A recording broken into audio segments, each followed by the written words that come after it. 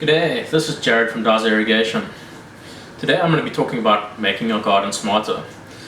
Many of us have smart homes these days. We can turn off our lights, we can turn on our lights, we can control a geyser. This is all indoors. Why not control the assets outdoors as well?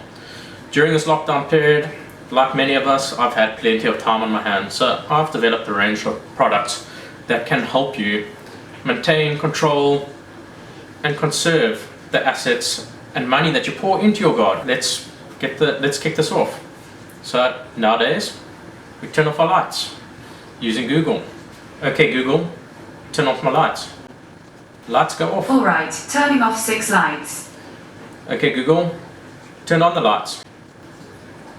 Okay, turning 6 lights on. We even use Google to play our music. Okay Google, play some music.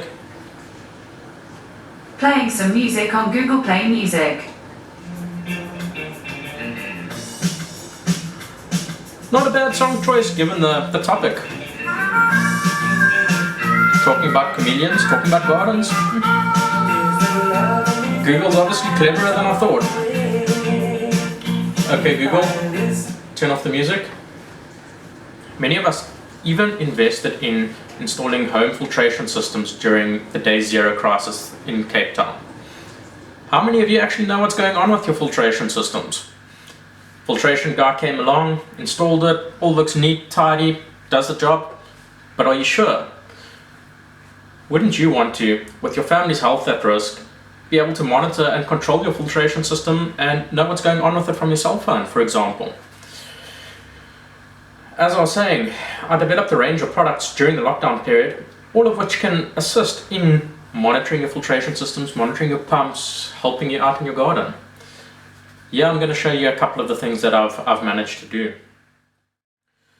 Just on the home page of my home automation app, as you can see at the moment, you'll see it on your screen. You can see all the lights that are on in my home,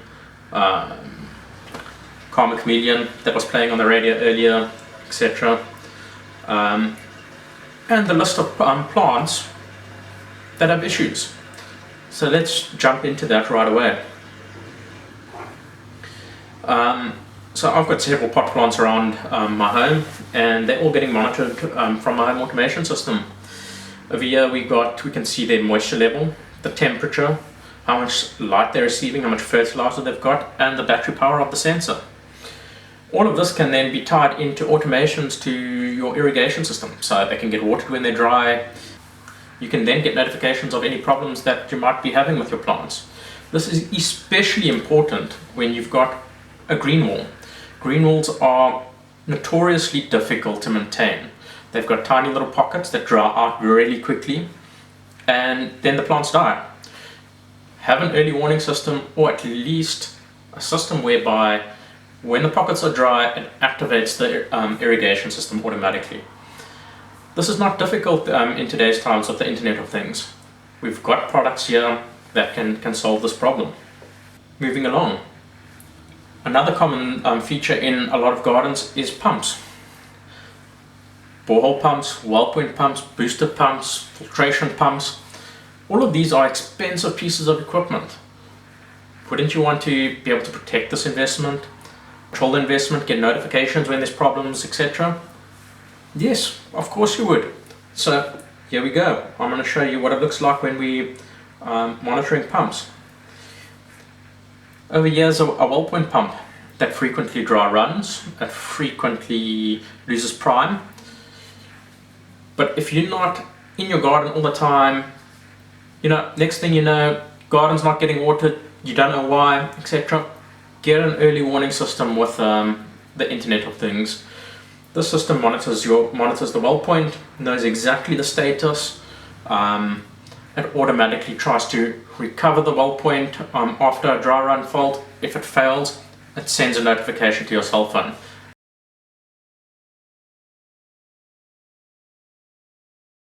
Thereby you can sort something out to get your well point pump running again.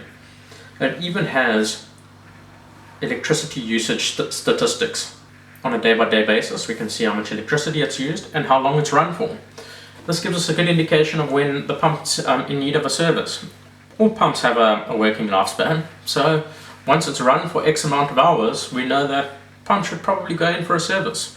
This gives the client a good indication of how the equipment in their garden is faring.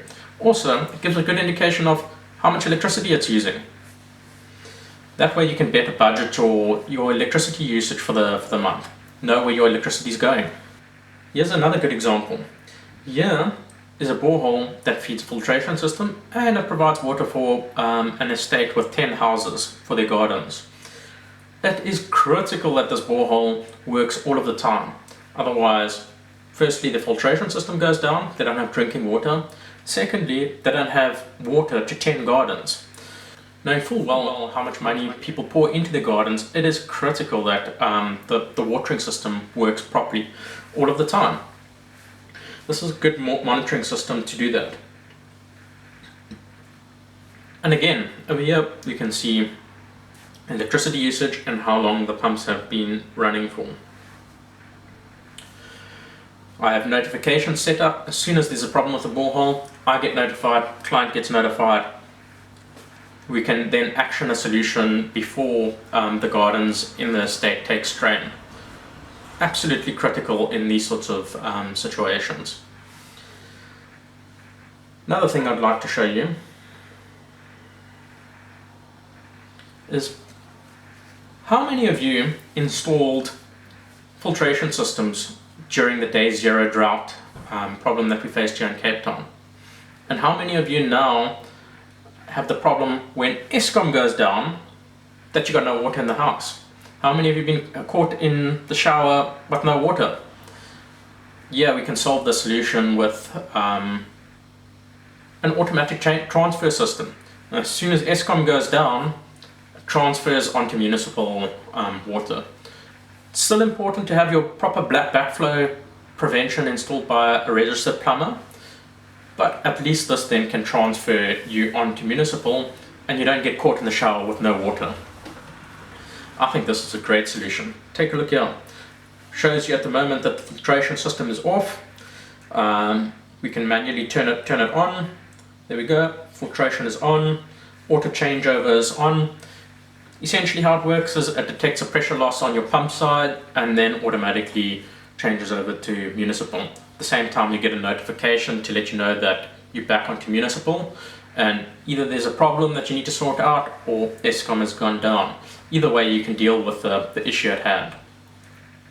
Obviously with a changeover system, you're not going to have electricity at the time that it needs to be changed over. That's the whole problem. So your options are install expensive solar panels. That will give you a backup system, backup batteries.